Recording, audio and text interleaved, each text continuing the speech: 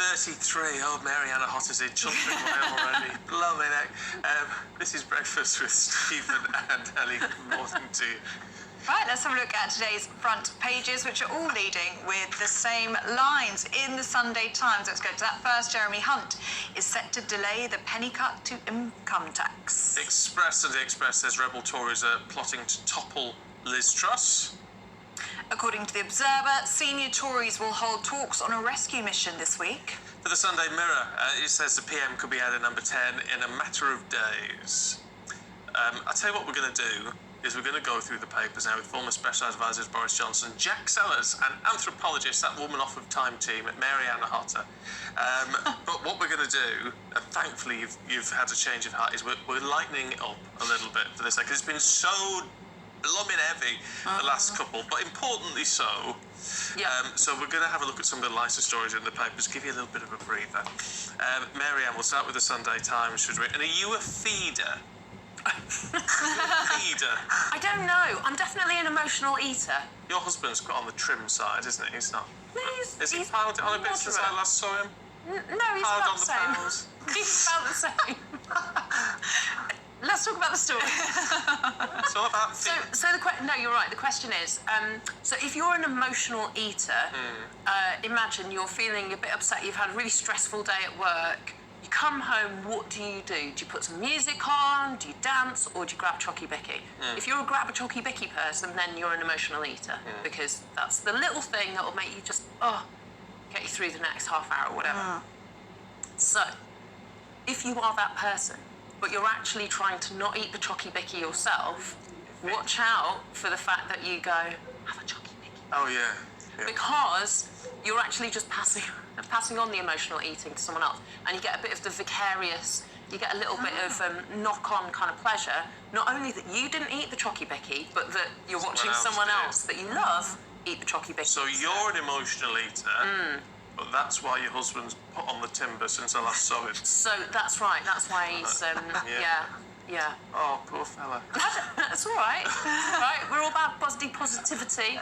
It's all about part of a balanced, healthy diet. He's not, just for the record. Oh, nice. Just maligning him on national TV. I'm an anomaly in this because I did a bit of a weight loss thing last year, and I consider myself, actually, me and Miriam were talking about this beforehand, I consider myself a stress eater, and my go-to is a pack of chocolate digestives with a cup of tea. Well, I'll clean out the whole packet, given any time. Wow. Yeah. But when I was doing my sort of weight loss last year, I wouldn't say I was sort of, passing it on to my girlfriend, the emotional sort of, encouraging her to eat, and, all that sort of, like, Nans are classic sort of, making you want to eat, and they serve you massive portions, and you have your main meal, then like 2 packs of Jaffa cakes afterwards, I think I'm like that. I'm like an inner Irish granny or something. I'm feeding people. How much weight did you lose, Jack? Just over a stone. But I think the actual weigh and the pounds and stones, the measurements, I think are actually very deceiving, because obviously in certain occasions your weight won't drop by a lot, but you're actually, because you'll be gaining muscle or whatever. Yeah, you look quite different. It's the appearance which is the important thing. So whenever you're doing this sort of thing, take photos at the beginning, take photos every week. Hang on, wait, it's not about appearance, it's about how you feel. And healthy. It's about your feeling of health, because it's not about how you look. I agree. So I'm back on Slimming World again. Are you? Does that work? Oh, God, yeah. All right. But it's just maintaining. It's maintaining. Yeah, I'm on the maintenance, so it's just the hard bit. It's got to be lifestyle. sustainable. Yeah, you've got to keep it up. It can't be something drastic where you starve yourself for 3 weeks and then, because that's never going to last. You're not going to do that forever. So. What did you do? Healthy eating? It was healthy eating, but no, I upped my exercise massively, and I was doing very basics. If you get the basics right, but consistency is key. Get the basics right, and it helps. So I'm talking, aim for 10,000 steps a day, which a lot of people do anyway, but you won't believe how often many people don't actually achieve Or that. if you're not doing so much, start small, even if it's 5 minutes. Yeah. It's better than nothing, and your body will totally thank you for it. The other thing in this article is beware if someone's using food as a way of controlling you. Oh. People do that, So the sabotage thing. So you go, I'm starting Slimming World, and your partner goes, I bought you some chocolates. Yeah. Oh, that's a bit not of an very alarm nice. signal. Yeah. Yeah. Oh, it's all right, I love you. And you go, Trying to sabotage you. Trying to sabotage me. Yeah. So yeah. So just check in with your own behaviour. Yeah. Because sometimes you don't even know you're doing it because you go, well, Gran always got me Jaffa cakes as a sort of sign of love, but actually just sort of think about It's not it. always So love, it's- though. it's Is it? not Yeah, always not always No, love. it's not. No. Cheese, crisps, and peanuts are my big failings. And They're my Really, failings. everything in moderation. Well, yeah, Don't demonise. That's the trick. moderation is the problem. Ah, yeah. I find that if I don't have it in the house, then it doesn't tempt me. Exactly. No. It's the way to do it. Yeah.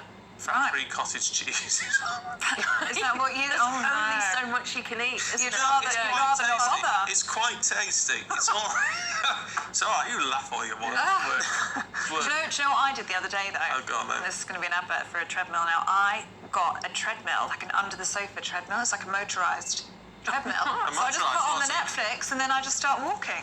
I did 10,000 steps the other day just watching a couple of episodes. That's good. It's good, right? Don't even need to leave the house anymore. Oh, no. And then you can eat all the chocolate biscuits you like. Big advocate for getting outside, connect with nature and actually get know. all the additional benefits. But, Marianne, it's the dark and it's the cold, and I just think, now I've got no Come on, excuses. girl. I can do it in the lounge now. Oh, no. Do it in my PJs. You need your vitamin D, you need the bird song, you need the fresh air, you need the movement in the world. Tell you, the last thing I would do is buy a treadmill. You'd find it fun. I would not. Put on the music. I definitely would not find it fun.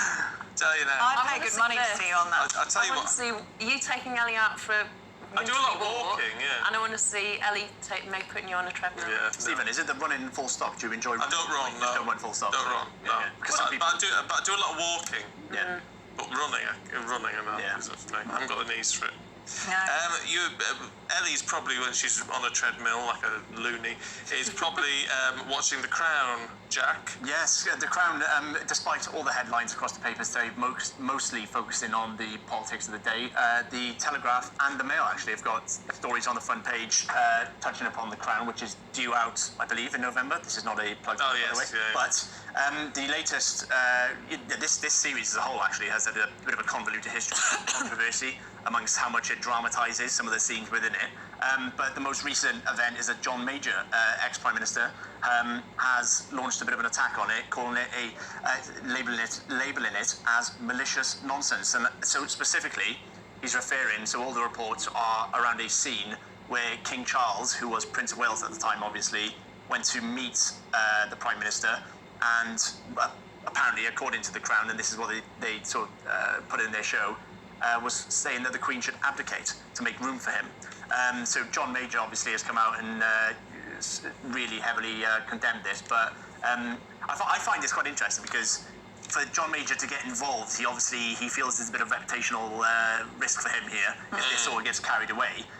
But the Crown as a programme, I'm sure you'll know, there's not been short of any criticism for how much it dramatises things in the past. I mean, Miriam was discussing this before we come on. I only watched it up until the 3rd series, I think, and it's obviously all predated me. We were in the 50s, 60s, and there was links there about the Queen and who she was in love with and all this sort of stuff. And I don't know, we're moving into a very tricky time for the Crown, with the Queen's passing, obviously being really relevant, but also the Crown now is entering the most recent decades, which was already going to cause I conflict. think it's uncomfortable. I think it's too soon. Yeah. No, it's horrible. But there's a campaign, I should note, across some of the newspapers, and I think Oliver Dowden, when he was Culture Secretary, was saying this, that the Crown should come with a pre-warning, that a lot of it is dramatised. Yeah, They do say that. Yeah. They do say we're not pretending that this is historically accurate.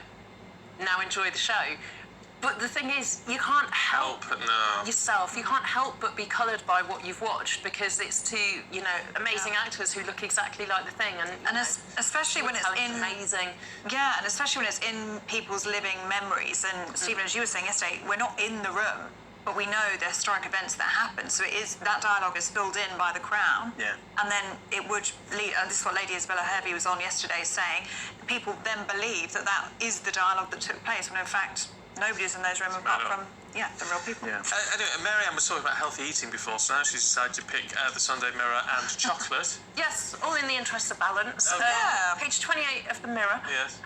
Robo-Choc. So this is Right. the first chocolate bar that has been designed through artificial intelligence, analysing 1.5 million online posts about chocolate cravings. So they analysed them. They got a computer algorithm to work out what are the like little. What do we want out of our chocolate? What are the factors that make the perfect chocolate bar? So, it's milk Size, chocolate. obviously. Size matters. Yeah. Milk chocolate, cookie crumbs, Oh, yeah. Nuts. Yeah. and it's 30% less sugar than conventional chocolate, but you won't taste the difference, Oh, apparently. yeah. No. Oh. And therefore, it's the perfect chocolate bar, apparently. I mean, not an ad, don't know, haven't eaten it, might be terrible. Is it actually being made then? It's being made by a Finnish food firm, and it's going to be in shops next year, and it's going to be called The Bar. Oh. The bar. There you go. So you heard it here first. Oh, and it's going to be a recipe for 5 flavours. Oh. 5 different flavours. Right. Yeah. Oh, I'll try it. Yeah, we've got it, haven't you? Well, that's got it. You've got to be relevant, be modern, up to date with all the recent news. You've got to go out and try these things. That's it. Even if it takes 20 bars before you get an opinion. Got to do your research. You'd be the right All in one journalist. day. Well, it's like Dairy Milk have just unveiled what their mystery flavours were, haven't they? They had 2 mystery flavours. Did they? Did And they? one of them apparently was rhubarb and custard. I mean, I wouldn't have known. It was very nice. There was a competition. You had to eat all the chocolate and then write in and say what you thought the flavours were. And then you could win $5,000 if you picked out the hat. Oh, wow. Well, apparently one was Right. rhubarb and custard and one was like a blueberry muffin or something. Did you get either of them right? No. Oh. No, I don't know. They said they were very nice, though. Stephen, before you started your job, did you have to declare an interest in the chocolate industry by any chance? No, no. I received nothing for free, let me tell you, sadly. There you go. husband- Oh, yes, the chunky one, yeah. He's really into really fancy single origin chocolate. That's Oh, his yeah. thing. Yeah. So he's like, Expensive, isn't it? it's so expensive. But he doesn't have many other kind of sins. He doesn't smoke, he doesn't drink, so he just goes full pelt with the really fancy chocolate. Whereas I'm all right with a fruit nut. Yeah. Yeah. It's all right. We've got time for one quick one. So I think if we're on the theme of the royal family and food, why don't we look at the Queen's dogs, the corgis? The Telegraph says that they're the gifts that keep on giving. Yes, yeah, nice little story to end. Probably lots of interest in this. I know the public respond very warmly when it comes to the corgis, the Queen's famous pets. But so the Telegraph are not leading. Sorry, it's on page 3. But they're talking about how the corgis now are living with the Duchess of York, who shared a picture. And I would show it, but I'm sure your readers can go and buy a Telegraph and view that themselves. But the corgis seem to be in a good home, which is good. Obviously, Where are they? with the sorry. Can we get a zoom in on this one? Because I wasn't listening, To be able to Jack. see. Can we zoom in? I'm not sure So we the can. Queen's No. corgis, Mick and Sandy, now live with Fergie. Well, they gave them to the Queen, didn't they? Yeah. Prince Andrew gave So them. now they've got them back. Yeah, now they got them back. But Oh, there we are. the one vivid memory from the Queen's funeral for a lot of people was when they got to Windsor later in the day and the corgis were there on the side. Do you remember that? Yeah. And the which- pony. yeah, with the Little pony. sad Yeah. pony. Emma. Is that the name of the pony? Yeah, and for a lot of people, that was the moment they Yeah, crumbled. I saw it a lot on Twitter saying that was Yeah. the moment it all sort of hit home. The corgis just sat there sort of waiting for the Queen who The wasn't. mum. I was on the I wonder why they didn't have Prince Andrew posing with the corgis. That picture. Yeah, well. Stephen, that's it's quite supposed to obvious. be the light paper review. Steve, that was meant to be a positive end. Well, we've still got time to film, actually. So let's tell you talk about Yorkshire Ghost. Yorkshire Ghost, please. I like a bit of spook. The Daily Star is on a roll. Is I mean, if you want to buy a paper and not actually have your head filled with horrors, Yeah. buy the Star today. I mean, I never thought I'd recommend it, but page 20, No. Yorkshire is the top for phantoms, the most spook sighting in that county. 787 sightings of things like headless horseman, Right. a headless coach driver. I'm assuming Lots of like headless. coach and horses rather than an actual Stagecoach. like a bus. Yeah. Horse riders, snarling hounds, and Oh. fairies. Fairies. Rutland, Yes. only 6 sightings. Right. So if you want to find a ghost, go to Yorkshire. And do we Anyway, know Yorkshire, why? North Yorkshire, West Yorkshire. Do we know why Yorkshire? Why they're all hanging out there? Well, you're going to have to ask the ghosts. Yeah. Well, Scarborough's got a big reputation for all things spooky, hasn't it?